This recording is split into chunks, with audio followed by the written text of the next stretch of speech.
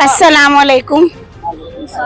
कानपुर पतिया पत्रावारी मस्जिद तैयबा पार्क 20 વર્ષથી 2007 થી લગભગ ત્યાં રહેવા ગયા છે, પણ કોઈ સરપંચમાં કોણ આવ્યું કોણ ગયું આજ સુધી ખબર નથી। એ લોકો ખાલી વોટ લેવા માટે આવે છે, એમના એ પોતે આવતા નથી, માણસો મોકલે છે અને વોટિંગમાં પોતાનો ભાગ લઈ લે છે। પણ એના પછી શું થાય છે શું નથી થતું કોઈ સગવડ સુવિધા મેં હજી સુધી જોઈ નથી। આ ગ્રામ પંચાયતનો 4 નંબર વોર્ડમાં ચૂંટાયેલો સભ્ય છું। આજ સુધી 1 વર્ષ થઈ ગયું। રફીકભાઈ અમારું આજ સુધી ખબરતા નથી, કંઈક કામ કહેવા જઈએ છે ગાળો પડે છે, જેમ તેમ બોલે છે, નફરતો પેદા કરે છે, રીસાઈ જાય છે, કોઈ કામ થવા નથી દેતા। આ વખત ગ્રામ સભા હતી, એમાં અંદર જ સહીઓ કરાવી લીધી, બાકી કોઈ બહાર પબ્લિકને એલાઉન્સ નથી કર્યું કે આજે ગ્રામ સભા છે। કોઈ વર્કશોપ પર બી નથી મૂક્યું, વર્કશોપ પર ખાલી અમારા ગ્રુપ વાળા જ મૂકતા હતા અને આજ સુધી અમને કંઈ કામ જ નથી કરવા માંગતા અને ખાલી નોર્મલ બાબતે અમને ઝઘડો કરી ગ્રામ સભા બરખાસ્ત કરી દીધી અને અંદર બેસી ગયા। કોઈ પણ વ્યક્તિનું માન આપતા નથી, ના લેડીઝનું માન આપે છે, ના સભ્યનું માન આપે છે, કોઈ પણ પ્રકારનું અમને રિસ્પોન્સ મળતો નથી। આજ અમે 1 વર્ષથી ચૂંટાયેલા છીએ, અમારા વોર્ડનું જો કામ ના કરી શકતા હોય તો અમને નફરત પેદા લોકો કરે છે કે તમે શું કામ પાછો અને કયા કામ માટે તમને મૂક્યા હતા। આજ અમે એક સારા નાગરિક તરીકે, એક વેપારી તરીકે અમે ચૂંટાયા છીએ। જો અમને આ રીતે ગારો અપમાન થતું હોય તો સાહેબ આવા સરપંચ તાત્કાલિક શિક્ષાત્મક પગલાં લઈ એને સસ્પેન્ડ કરવા અમારી ખાસ ગુજારિશ છે।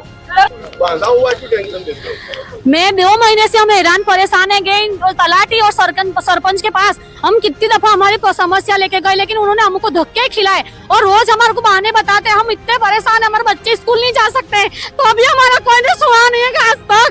हम आगे हाथ जोड़ते हैं कि हमारा निकाल करो या इसको हटाओ, हम दूसरा कुछ नहीं सुनना मांगते।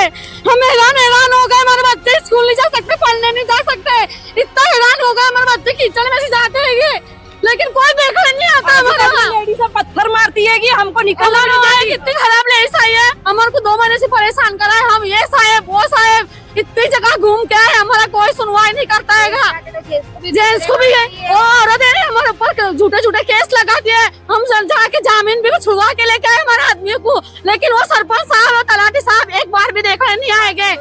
उनके लड़के आंगणवाड़ी पड़ी થઈ રહી છે, પણ આંગણવાડીનો કોઈ નિકાલ આવ્યો નથી। નાના છોકરા બિચારા આંગણવાડી જાય છે, એવી જગ્યાએ આંગણવાડીનો બી બંદોબસ્ત કરે છે, ના જવાનો રસ્તો કશું। નાના છોકરા પાણીમાં થઈને જાય છે અને મચ્છર બી એવા થયા છે, ના નિકાલ કરતા, ના પાણીનું ગટરનું કોઈ નિકાલ કરતા નથી। અને નાના ભૂલકા બિચારા પાણીમાં થઈને બાલ મંદિર જાય। કેટલા વર્ષથી બાલ મંદિર પડું થઈ રહ્યું છે, પણ બાલ મંદિરનો પણ હજુ સુધી કોઈ મુદ્દો ઉઠ્યો નથી। એ આંગણવાડીમાં મમતા દિવસ માટે પણ કોઈ સુવિધા નથી। નાના ભૂલકા આંગણવાડીમાં બેસે છે તો બીમાર થઈને આવે, ના પંખો ના કશું કોઈ સુવિધા નથી। એમ સરપંચ સાહેબ સાંભળતા નથી, કોઈ સરપંચ સાહેબ સાંભળતા। જહીરાબાદ ગ્રામ પંચાયતના રહેવાસી છીએ। હું મદની સોસાયટી સર્વે નંબર 167નો રહેવાસી છું અને જહીરાબાદ ગ્રામ પંચાયતમાં અનેકવાર લેખિત મૌખિક રજૂઆત કરવા છતાં પણ તલાટી, સરપંચશ્રી કે સભ્યોશ્રી કોઈ પણ જાતનું ધ્યાન આપતા નથી। જિલ્લા સ્વાગત કાર્યક્રમમાં પણ અરજી કરેલ છે, જેનું આજ દિન સુધી કોઈ પણ નિકાલ કરવામાં આવેલું નથી। અમારા એરિયાના તમામ રોડ રસ્તા બિસ્માર હાલતમાં છે અને રસ્તા તો છે જ નહીં, અને સ્ટ્રીટ લાઇટો તંદુન આખા એરિયાની બંધ છે। જ્યારે જઈએ ત્યારે હા કાલે માણસ આવશે, આજે માણસ આવશે, પરમ દિવસ માણસ આવશે, સભ્ય બી એવા છે, સરપંચ બી, અને 200 રૂપિયા ઉઘરાઈ લો એમ કે છે। ત્યાંથી 200 રૂપિયા લઈને નાખીએ અમે। પંચાયતના અંદર કોઈ કામ કરવાનું જ નથી, પીવાના પાણીનું બી નથી સમસ્યા હજી સુધી બોલાયું મારું। हाँ, અમે જહીરાબાદ પંચાયતના માંથી બોલીએ છીએ। અમારી પ્રોબ્લેમ સોલ્વ થતી નથી। અમારા બધા એરિયાની નુરાની રેસિડેન્સી, નૂર કોલોની, રોયલ કોલોની, જહીરાબાદ છે, એમાં જે ક્ષેત્રના કાર્ય થવા જોઈએ કાર્ય થતા નથી।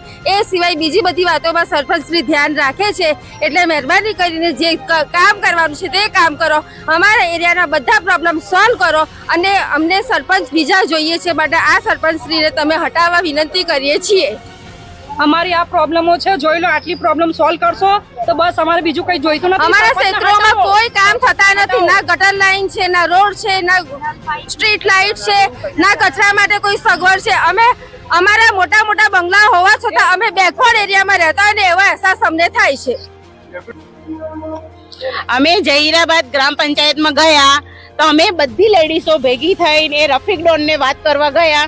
અમારી ગટર લાઈનની પ્રોબ્લેમ છે, રોડની તકલીફ છે, જનાજો અમે નીકાળી નહીં શકતા એની પ્રોબ્લેમ। તમે એ પ્રોબ્લેમ લઈને ગયા તો મને શું કહે છે કે ઓડનું બરાબર ઓડ ભાઈ।